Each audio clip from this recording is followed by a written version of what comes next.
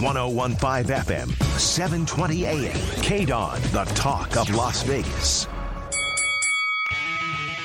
Ladies and gentlemen, welcome to the #1 professional wrestling radio show in Las Vegas. This is the Mark Hoke Show. The Mark Hoke Show.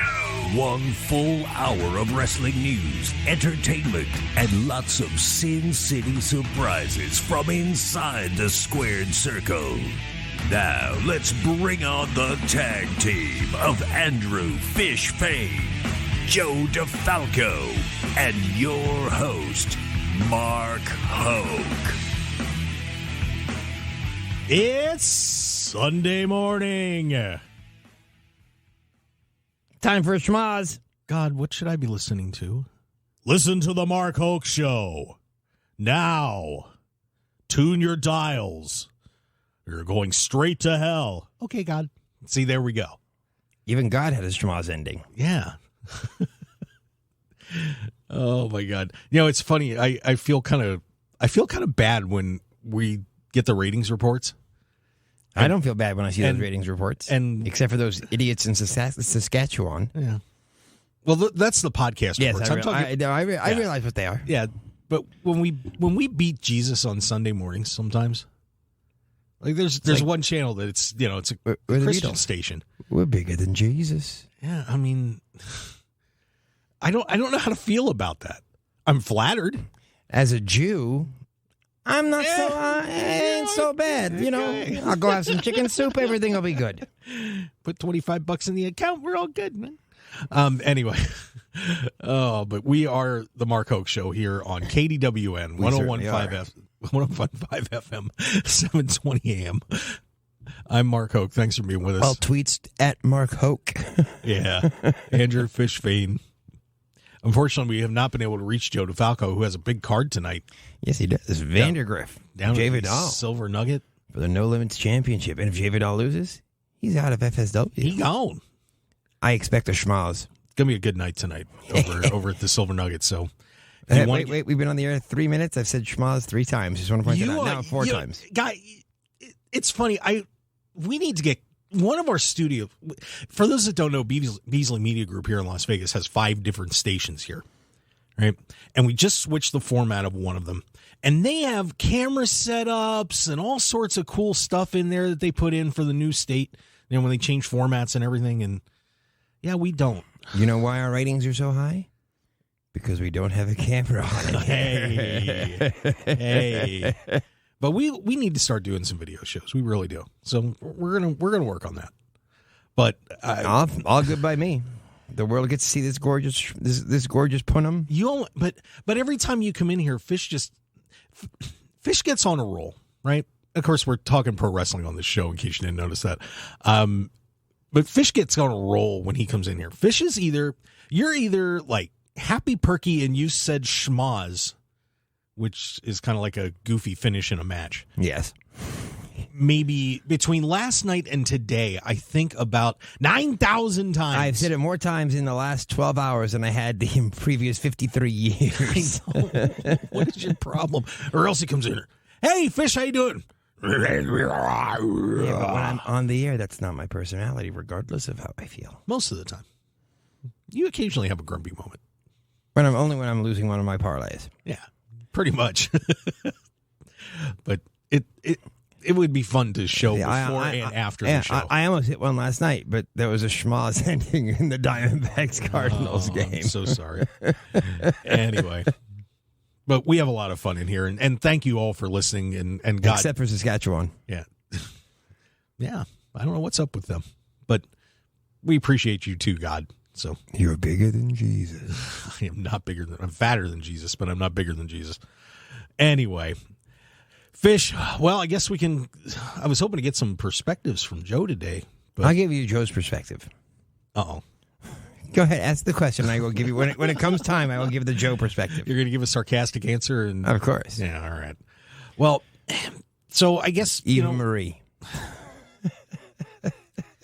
We're going to get nowhere on this show really quickly. Yes. I can tell. It's like running on a treadmill. Oh, unreal. Well, of course, we were talking about last night and we'll try not to rehash too much, but there are Chick some magnet punk. there's some other perspectives that we can throw at this story. Of course, the big controversy is CM Punk has made his return to AEW, and apparently That's not the controversy. is tearing the locker room apart partially thanks to this promo that he cut on Wednesday's Dynamite show, where he thought it'd be a good idea to call out Hangman Adam Page because he was mad at him for something he said in another promo, except for the fact that it wasn't in the script for the show. Do you think that, regardless of what he said, there's also resentment from people who have been in AEW since the beginning because of the amount of money Punk got to join?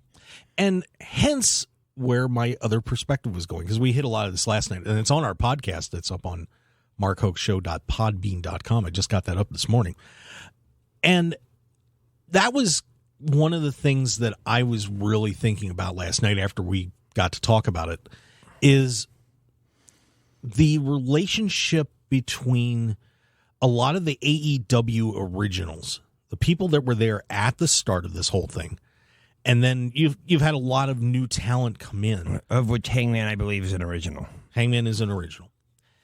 And you almost wonder if Mr. Brooks, CM Punk, if there was probably a little bit of resentment him coming in here already from some people saying, well, he's getting pushed to the moon right away, and deservedly so. He's a huge attraction. Yeah, but and whether it's a work or a shoot, MJF has a point with what he was saying. This goes to what MJF's point was about WWE stars, former WWE stars coming in and getting paid. Yeah, and you have to wonder if a lot of people that have been there from the beginning, that have stuck it out.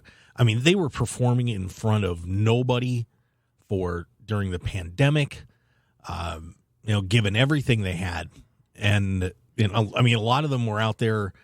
They actually had the idea first of putting the wrestlers out there as kind of like fans instead of performing in front of an empty ring like WWE was doing. They were standing for hours for that. Did they do anything Thunderdome-ish? No. Okay. They just they eventually brought some people back as, fortunately for them being based in a normal state like Florida, they were able to actually have some people come into the building. Did you say normal state and Florida in the same sentence? Well, if you go on Twitter, Florida, man, you might not think that. But there were a lot of people that put a ton of effort in to get that company going. Yes.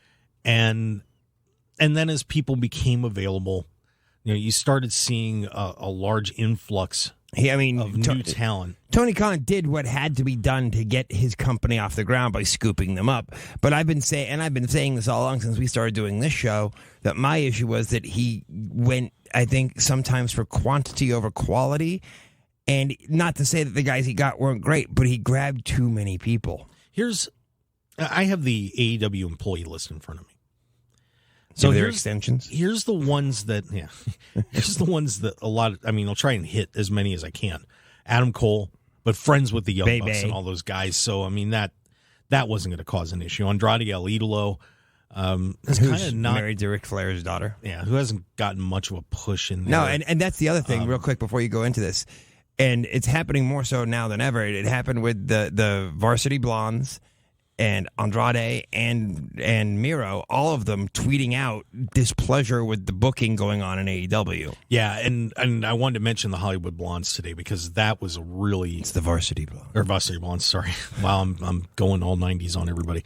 But you had guys like, Fish and Kyle O'Reilly come in. Are they friends with the Young Bucks too, or is it just? Yeah, they're all Ring of Honor guys. Okay, and so they're all pals. Christian Cage came in. Let's see who else. Just running this down real quick. I mean, Paul Henry and Mark White. Get that wrong. Mark Henry and Paul White. Hello, nice mix. We're going to Amalgam Comics here. Yeah. Let's see, the Hardys coming in. Oh, one of them anyway. Well, they both did. One just took a little step away. Keith Lee, Swerve Strickland. Who are now your tag champs. Yep, who are now your tag champs. Ironically, FTR. Yeah, I mean, they were there pretty much from the early on too. Yeah, early on, but not the beginning. I mean, Jericho it was the only beginning. Moxley didn't come on until the first, what was it, Double or Nothing? Yeah, he would, but he was in very early. So I mean, I kind of consider him an original too. Samoa Joe, Tony Nese was another one they brought in. So some of these guys just have stayed in the mid card, but obviously. Oh, and excuse me, Bryan Danielson, can't miss him. Some of them got pushed to the moon. Bryan Danielson, can't miss him. And you just have to wonder, with some of these guys, I think some of them were welcome. I mean, I think a guy like Swerve Strickland, a guy like Keith Lee, these were people that were out there on the independents before and got screwed over by WWE. Right. I think Bryan Danielson as well. I don't think there's any animosity towards him necessarily. No, and he's been such a mentor to everybody over there. And his work rate is huge. I mean, I don't think that, and he's put people over. You look at what he just did with Daniel Garcia. I mean, this is a guy that, you see him wrestle and you're like, wow, this guy's really good. But, guy in the Jericho Appreciation Society, but Danielson put him over, and then they just had a best of 3 falls match, which was unbelievable. Garcia still got one of the falls in there. And, Danielson's been a guy that's been pretty generous. That is not what people are saying with CM Punk. Absolutely. And that's part of the problem.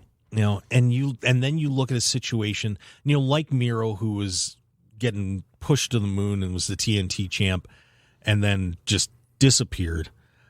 And I think that was a mistake. Now, I love Miro. What about a guy like Claudio Castagnoli who's been pushed sort of, but it's Ring of Honor, so I don't know how much stock they put into that. Joking aside, but he's another guy that was a Ring of Honor guy. Those guys all knew each other, and he's another one that kind of got the shaft from WWE or Vince McMahon.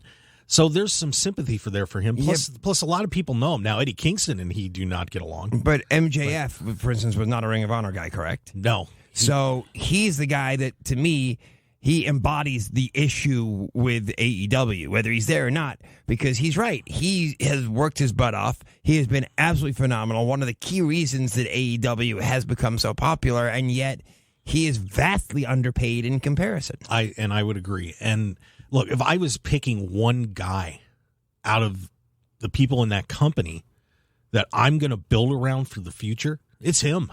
Oh, absolutely. I mean, I'm not putting my effort into CM Punk or anybody like that. I'd want to keep Bryan Danielson around for sure.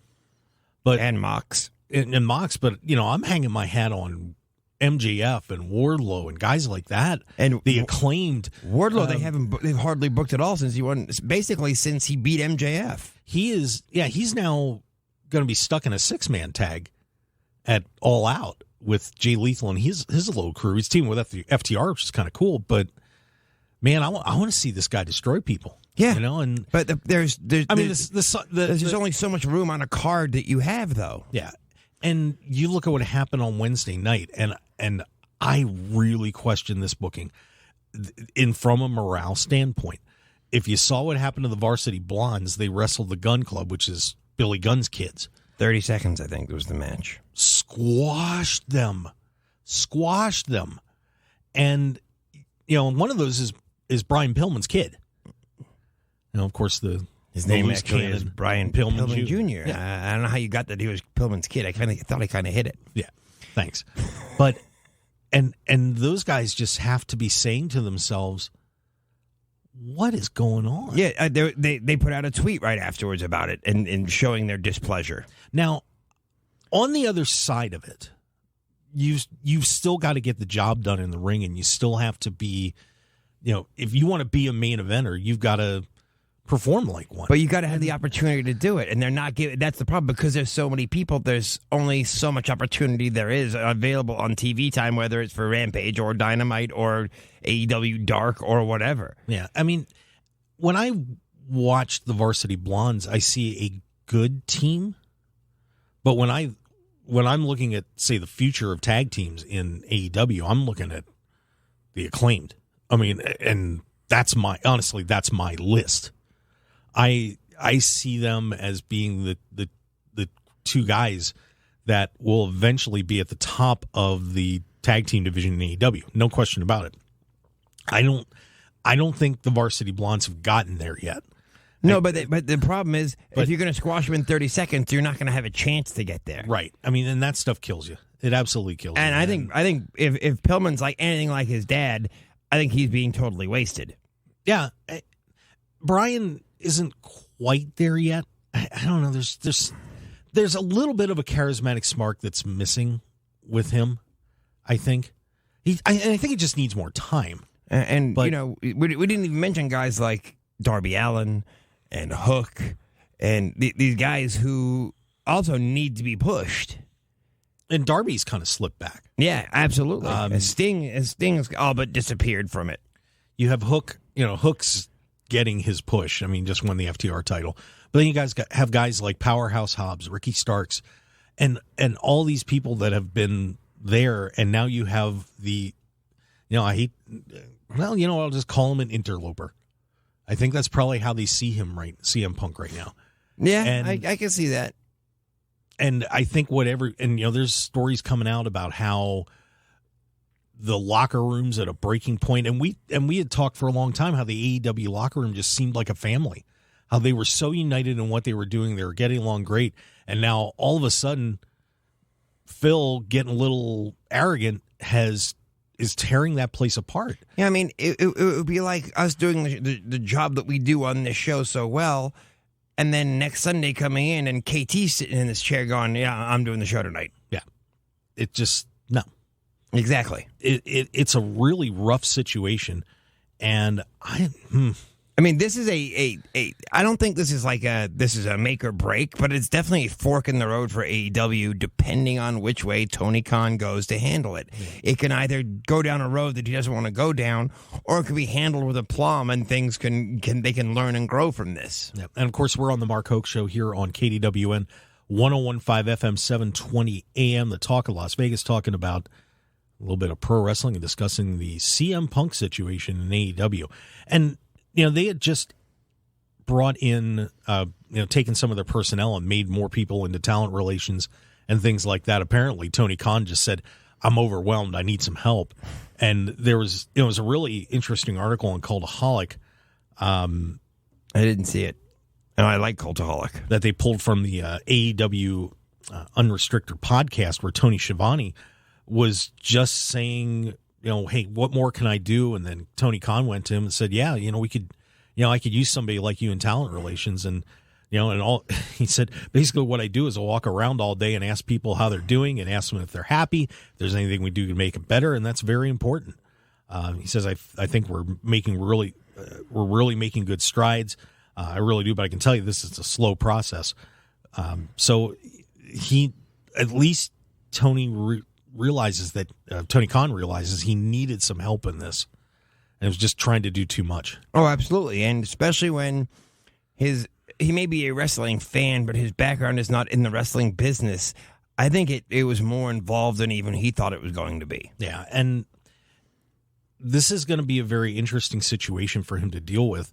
CM Punk has gone in, we talked about it last night. It's not the first time CM Punk has gone into business for himself on the AEW broadcasts, and you have to do something about that. You have to corral that. You can't, even if, he's like, I'm going to give a receipt to Hangman. I didn't like something he said. Well, deal with it in the back. So my question is, let's say Wednesday he comes out, faces Mox. Let's say they have Mox go over CM Punk. And at the end of the match, Punk goes, that's it, I'm done, I quit, and walks out. How much damage does that do to AEW, or not that much? I was going to kind of ask you the same thing, too. I think that, to be very frank, look, the ratings, while they are one of the best shows on cable, have still been stable. It's not like CM Punk took them from that 1 million mark to 1.5. It's been pretty steady. And I just look around at the talent that you've got in there. Kenny Omega just came back, and I mean, we start running down some names already. You're loaded. You, as much as of an attraction as you thought CM Punk would be, and he has been, but not to the extent where I think you need him. If he, he threatened to quit, and to be honest with you, if he, as much as a fan as I was of CM Punk, I think you're good. Yeah, I was just going to say, I think that as much as I love CM Punk, and I do enjoy the work that he does, I think he's great on the mic, he's great in the ring, but I think AEW survives and probably thrives if Punk goes, that's it, I'm done. Yeah, and quite frankly, if I'm, I don't know if he should be throwing stones considering what happened in the main event at Double or Nothing when he won the title and he botched that the buckshot lariat move that Hangman Page does. He botched it twice in that match, and then came back on Dynamite and just did the thing where you're outside the ring, you jump on the top rope and come in. He botched that too. Don't sit there and tell me you're the best in the world when you're blowing spots, especially in, you're the culmination of you winning the world championship. Forget it. Yeah, what happens is he becomes no longer the best in the world, but he's still one of the best on the mic. Right. But you still have to produce in the ring. And he does. Overall he does. No, absolutely. And I'm not. This isn't a let's knock CM Punk because his talent is absolutely phenomenal, and he is probably one of the best in the company. But at the same time, I think the company fully survives without him. Yeah, I think so too. And this is fascinating that they moved this match up, and they're still saying they're going to be doing these two again at All Out. Yeah, I was going to say it basically it comes down to two things: either Punk wanted to get it over and done with and move on to a new opponent at All Out, or it's going to be a series of matches and All Out just going to be another match. But if you do that, it kind of, there's no point. It's too close to this Wednesday for them to have two matches like that. Yeah, you've got to, there's something up for Wednesday. I mean, I was stunned when they said that when they announced that on the fly in the middle of the show that Punk was going to face Moxley. And boy, I almost wonder if somebody got a little ticked off about what happened with the promo at the start of the show. So. Is Tony Khan the head booker? Yeah. So this is all going to come down to him regardless. Yep. Sure Maybe is. that's part of the problem, too. Maybe he needs someone who can book. Well, he works with QT Marshall. They're the main guys, and then the Bucks and all the EVPs. Right, but I think they need an impartial person who... I think Tony Khan's got his head going in 8 million directions. I'm not saying he can't do it, but he shouldn't. And you need a guy who isn't the Young Bucks, who doesn't have all these relationships, who can look at this objectively and say, no, this is the way it needs to be booked. Yep. Well, guys, I know somebody who could book this. Who? Real quick. My buddy James over at Trading Made Easy. He could handle this situation. And tradingmadeasy.com. Hey, if you want to get into some automated day trading and make some money, drop that 9-to-5 job. Just go to tradingmadeasy.com. See? It's so easy. They got rid of that extra E in there. You can sign up for a free live trading session. Just go to tradingmadeasy.com or give them a call at 800-971-4160. That's 800-971-4160. And, hey, man, pick up some bucks. Yeah, with all that money, you can go to Eat It Family Soul. Yeah, well, we're going to talk about them, too. But stick around, everybody. We're going to be right back with more on The Mark Hoke Show. Thanks for joining us. We'll see you on the other side of the break.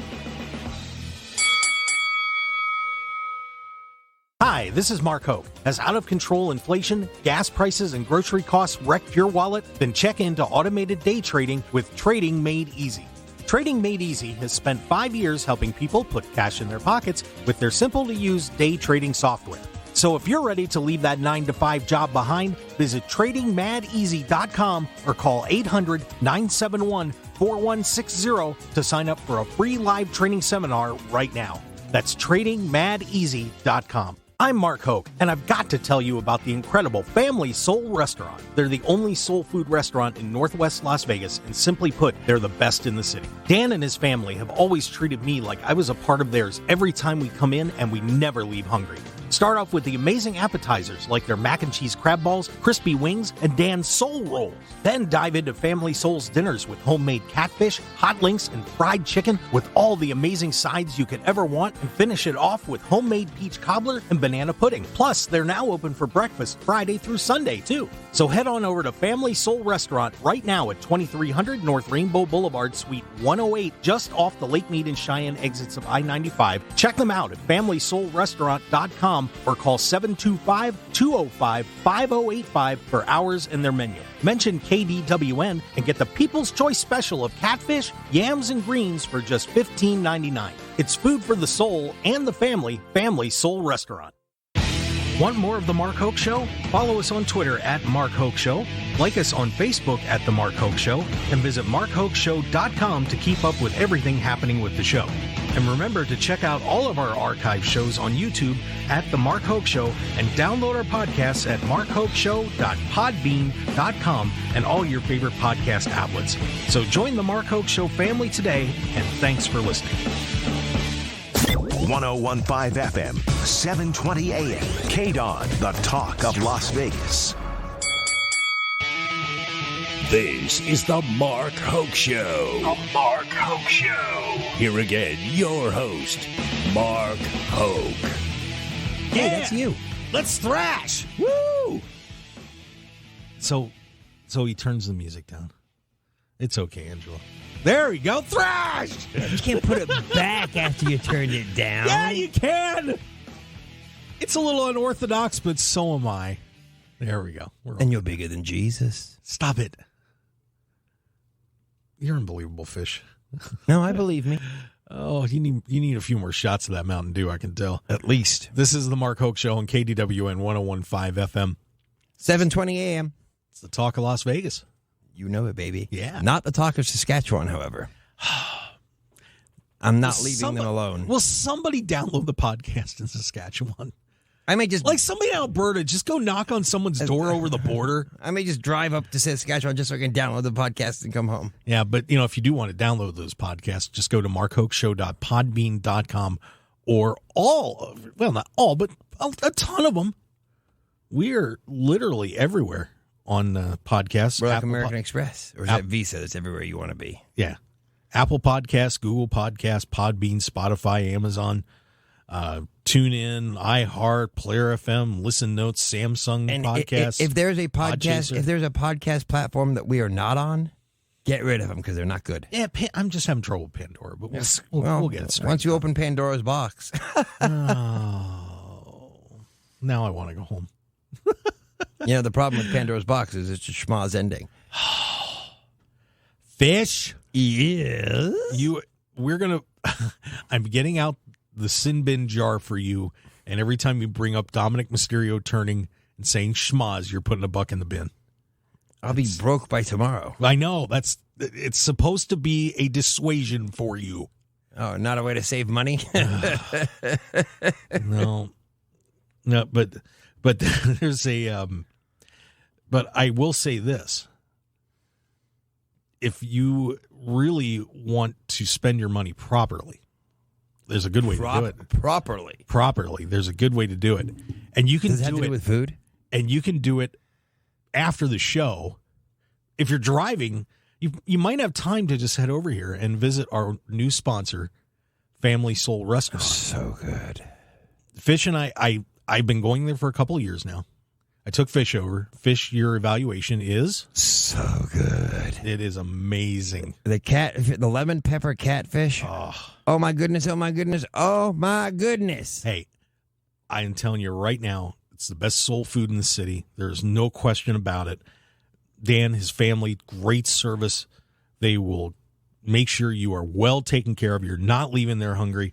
You got great apps like mac and cheese balls, wings, the soul rolls, which have it's like an egg roll with stuffed with yams and greens. I mean, you get your sides fried. Come on. I am what I am. Fried chicken, catfish, hot links.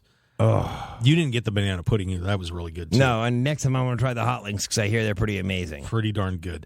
So, and they are doing breakfast right now. You can go over and get shrimp and grits, catfish and grits. I mean, grits and grits. Oh, well, if you want to grit it up, I suppose you can. Pancakes, chicken and waffles. Hey, what are you waiting for? If I haven't made you hungry, you are not a human being. Period. So get on over there to Family Soul Restaurant right now. It's at 2300 North Rainbow Boulevard, Suite 108.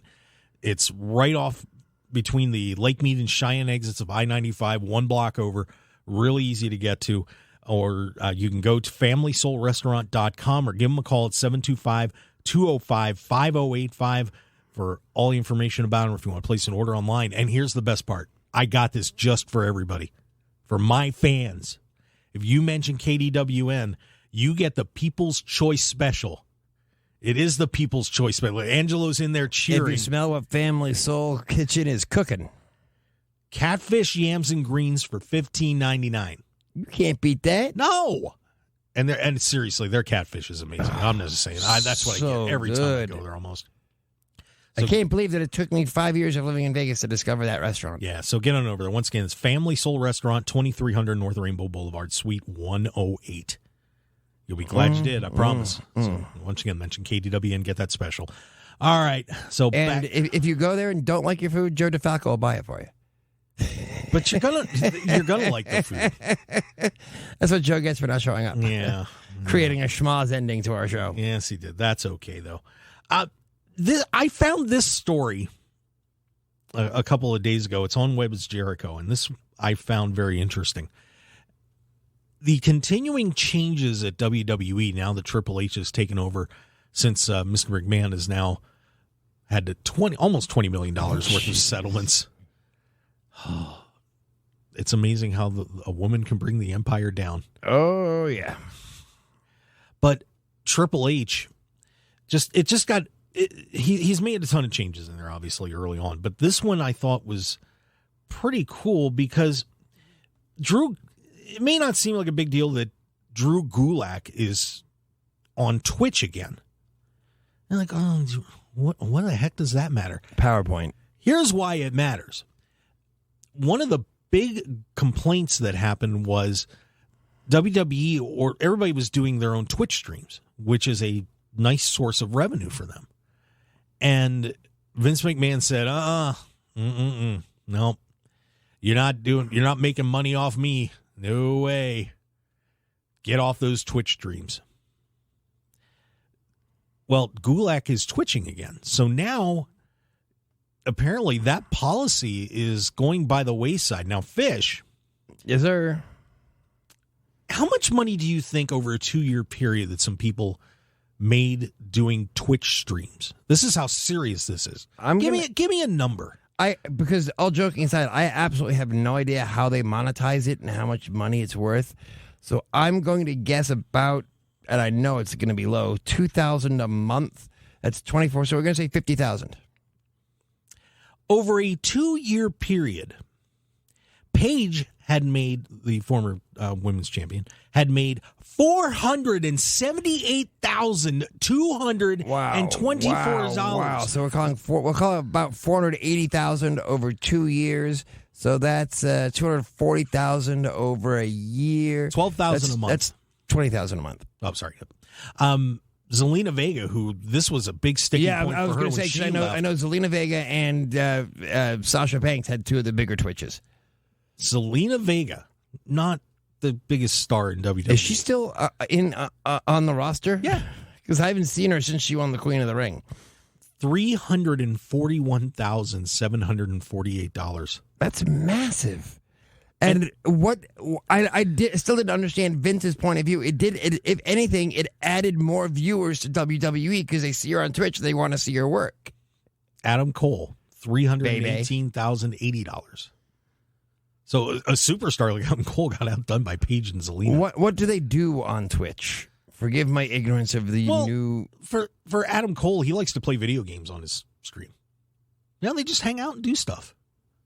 You know, it's a way for them to connect with the fans, and it's a good way. And so when WWE said you can't do a Twitch stream anymore, for those that thought that was like, so what? That over a 2-year period took $500,000 out of Paige's pocket. That was, to be honest with you, that was almost at that point the straw that broke the camel's back when WWE started to have big issues. When he started to really step up and say no Twitch. Because this was 2-3 years ago he said it. Yeah. It wasn't like it happened 6 months ago or something. Yeah, and AJ Styles was, I think he got to keep his. I think he raised enough of a stink that he said, no. I'm AJ Styles. You're not screwing with me. But this is just another example of a change that Triple H made that's gonna keep everybody happy. Yeah, I mean, what's amazing is it costs WWE nothing. It makes their roster more money, so it's a win-win. Now, I could understand if you would have put in the contract, hey, we're gonna we'll let you do it, but you have to give us 10% or something like that.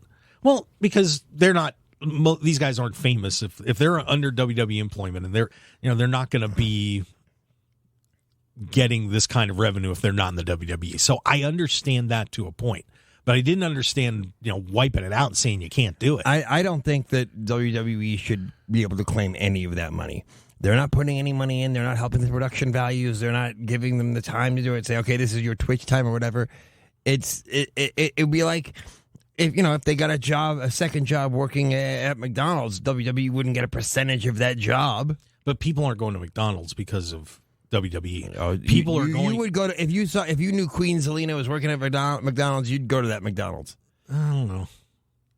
I mean, she's very attractive, but I don't know how she'll do at McDonald's. She'll do a Panama Sunrise before she gives you your egg McMuffin. But it's like I said, it's just another interesting little side note of all the changes we made. We talked last night about getting to say wrestling and wrestler again on WWE TV. What it is the Ledger had all these ticks under AEW for reasons to work there versus WWE. Those ticks are going away now, and it's becoming more even and balanced, which is bad news for AEW because the more balanced it is, and then you add the amount of money WWE and exposure WWE can give you versus AEW, and all of a sudden, the power goes into the hands of WWE. And to me, the biggest incentive of being a WWE superstar was you were able to springboard more off that. You look at The Rock, you look at John Cena, even and Stone Cold, and The Miz. How many people are? He was in the Marine 5. Yeah, he was in the Marine 5. Did anybody watch that? I'd like to know if they're... I don't know anyone who watched the Marines 1 through 4. Yeah. But the opportunities, because of how big the WWE machine was, were great, but there were so many bad things going on backstage and, policies like this.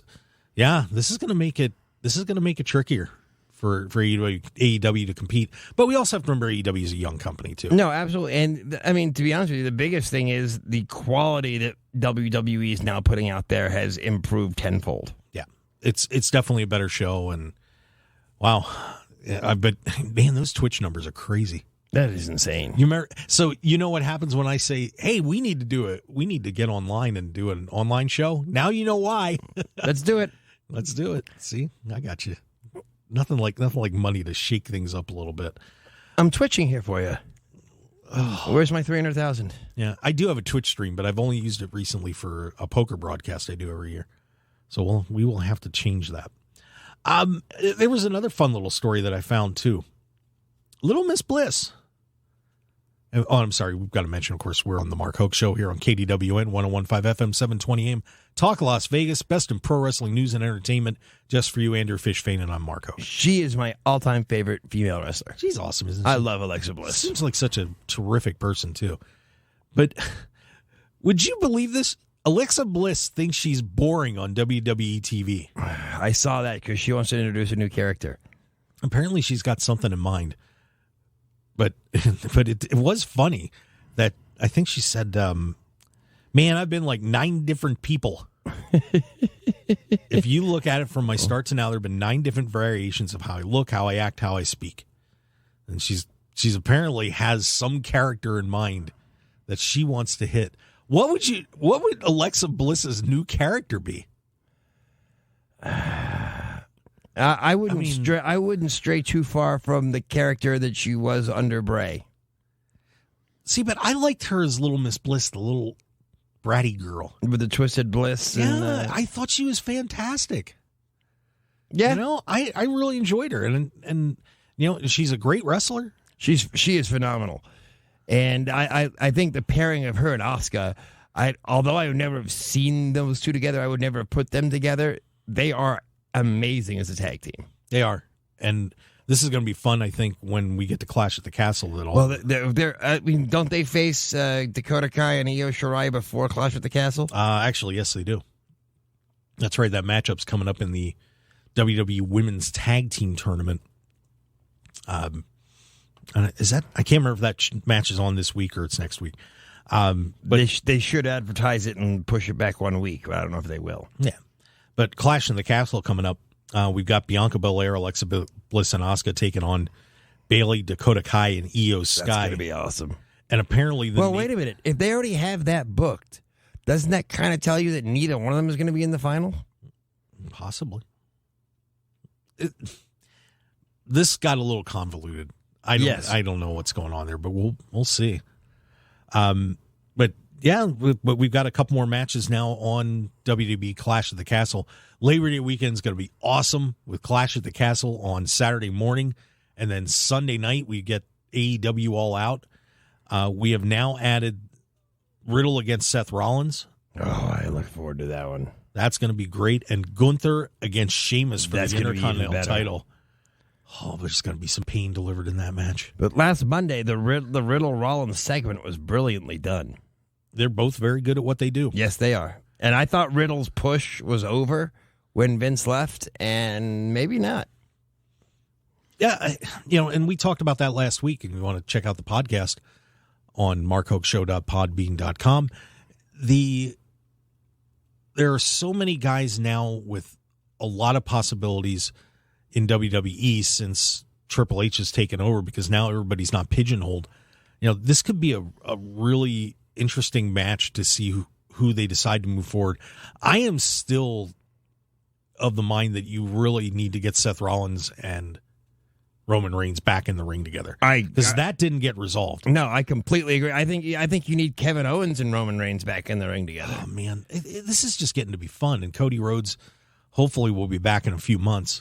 Like I said, now whether it was just done because that's the way it was planned out to be, or if it means something, Cody Rhodes on advertisements for this Monday's Raw has been on the posters saying he's going to be there. Well, he might show up. I mean, that's a possibility, but that torn pec was so bad. Now, do we have an update on Randy Orton? Nothing, because when he shows up again, unless he shows up and immediately turns heel on Riddle, which I can't see happening, the roof of any place that he is going to blow off. Yeah, I want to keep that team together. Yeah, this is some of the best work of Randy Orton's career. Of course, teaming with Riddle in Team RK Bro. You're looking kind of bro-ish over there. Yeah, bro. Vicious, by the way, is literally sitting in the studio with his foot up on the chair. It's like the Shawn Michaels pose in Playgirl magazine. Only I'm better looking. Not even close. Jesus Christ. Dude, those legs are bad. Who, mine or Shawn Michaels? No. But on the bright side, I won't throw you through the window of the barbershop. I'd appreciate that. Thank you. You got a Marty Jannetty? Are you serious, Fish? I just threw a nice Marty Jannetty reference in there. I said evil. I wasn't going to. Yeah, I don't believe you. This is a swerve. Oh, wow. You're swerving me, man. It's going to be a schmoz ending? Oh. Folks, I apologize out there. I really do. It's just not good. Back to AEW for a little bit. Wanted to mention, a couple of these younger guys, but, we talked a little bit about Daniel Garcia and what a performance he has put on with Bryan Danielson in these couple of matches they did on TV. Bryan Danielson has that uncanny ability to bring that out of people. That match that they did this week. If you haven't seen it, I'd highly recommend going and watching it, because Daniel Garcia and Bryan Danielson just beat and twisted the hell out of each other on Wednesday night. It was a lot of fun. And now they're teasing him maybe going over to the Blackpool Combat Club coming up. How big a faction do you make those guys? I think 4 is enough. And are they doing it partly because they may have to cover for Jon Moxley if he leaves in, what is it? His contract is up in this month, next month? I can't remember. But I don't think you have to cover up. I think they're just looking for somebody else to be in there. And Daniel Garcia, it would be tough for the Jericho Appreciation Society losing him. But Garcia's performance, and this guy's like 180 pounds. He's not a big guy, but just every time he wrestles, he is so good. And I'll be honest with you, this is the biggest issue with what's going on with CM Punk right now, and what's going on with the Varsity Blondes and with Miro, with Andrade. All these things are taking away from what's going on in the ring, which is absolutely phenomenal. Yeah, they can't have distractions like this. No, exactly. They just because can't. You need to focus on the product, and the product itself is great. But if you're too busy talking about, all of a sudden I lost his name, CM Punk. All you're talking about is CM Punk and the interview he gave and the shoot that he gave, then you're missing everything that's going on that's so huge. Yeah, this, you run down what has happened on AEW, just this week. You had that opening segment, but you had the Bryan Danielson match. What else did we have on there real quick? Just sliding down my numbers here. Unfortunately, we had the Varsity Blondes and Gun Club thing, but now, by the way, I believe it's Colton is going to be wrestling his dad, Billy Gunn, this week. Why? Well, you didn't see what happened? No. Oh, the Gun Club, because after the Gun Club had the squash, Billy got in the ring, was like, yeah, way to go, kids, that's what I wanted out of you. And they turned on him. And okay. And the Acclaimed had to come out and save him. So now Billy Gunn is face? Yeah. And I'm guessing he's going to be hanging around with the Acclaimed. Road Dogg anywhere around? I don't know. He's still unemployed as far as I know. But, Ricky Steamboat was on the show this week. Yes, he was. Jungle Boy, by the way, is doing some great promo work. When Jungle Boy first was started in AEW, he's one of the originals, and he was really shaky on the mic. This thing with Christian Cage and working with him has benefited him tremendously. Of course, he's the son of Luke Perry from 90210, who unfortunately passed away. And it's what's very funny is that he gets no love for how good he really is. Yeah, because I think part of it is they were in Jurassic Express, and he and Luchasaurus, great team. But right. Well, Luchasaurus is just ginormous. It's Christian Cage. He's always made to be this big deal, but people don't see him as a big deal, and he is. He is. And if he is responsible for bringing this out of Jungle Boy, I gotta believe he is huge. So, and now Luchasaurus is back with Jungle Boy, correct? Yes. Yep. They're friends again. Wow. Little Baltimore. I see Baltimore Orioles. That is correct. Yeah, I'll come back to your Orioles. It usually does. The world Baltimore comes back. Orioles. And a great match in the trios tournament when we had the Elite, Kenny Omega making his comeback, teaming with the Young Bucks, taking on Andrade, Rush, and Dragon Lee. By the way, those guys turned on Dragon Lee. Yikes! But Rush is looking really good. Of course, was world champion, Ring of Honor. Just a overall sensational match, and Kenny Omega coming back too. Like I said, you don't need CM Punk. No, but you don't need him. You took the title off of Rush. You think they're going to throw him a bone and give him something else now? Yeah, we'll find out. But he's looking fantastic. He and Moxley had a great match a few weeks ago too. Yeah, is Hook still looking strong? Correct. Yeah, Hook's looking good. Yeah, they did this squash match with him on Rampage on Friday night, but. Oh my God, that kid! A squash match really benefits nobody because it doesn't make the guy who wins look as strong as you want it to make him look. Yeah, I mean, the days of squashes to me are more punishment. A squash match, by the way, is when someone just destroys somebody in a matter of a couple of minutes, if that. Right. So, for those that don't know what a squash match 30 is. seconds if you're the Varsity Blondes. Yeah, that's for sure. Oh, but Kenny Omega coming back, and I hope he's totally healed up. But it was funny seeing him wrestling in a compression shirt with that little shoulder strap thing on. That was different. I've never seen Kenny wrestle with a shirt on before. I'm guessing that you will see him. See him probably win the 6-man tag titles. It wouldn't surprise me. Yep. All right. Well, hey, next week we make our predictions for Clash at the Castle. Yeah, that'll be fun. So we'll be on Saturday night again, I'm assuming. And then, of course, our regular slot here on Sunday. Guys, follow us on social media at Mark Hoke Show on Twitter, Facebook, The Mark Hoke Show. Download those podcasts, markhokeshow.podbean.com. Especially you in Saskatchewan. Yep, we'd appreciate it.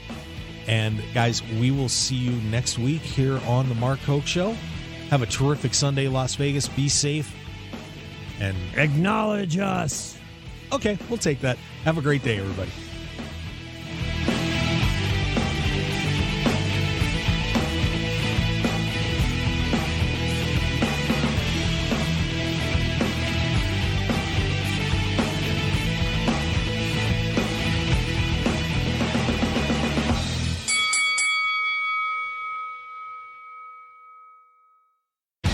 Want more of The Mark Hoke Show? Follow us on Twitter at Mark Hoke Show, like us on Facebook at The Mark Hoke Show, and visit markhokeshow.com to keep up with everything happening with the show.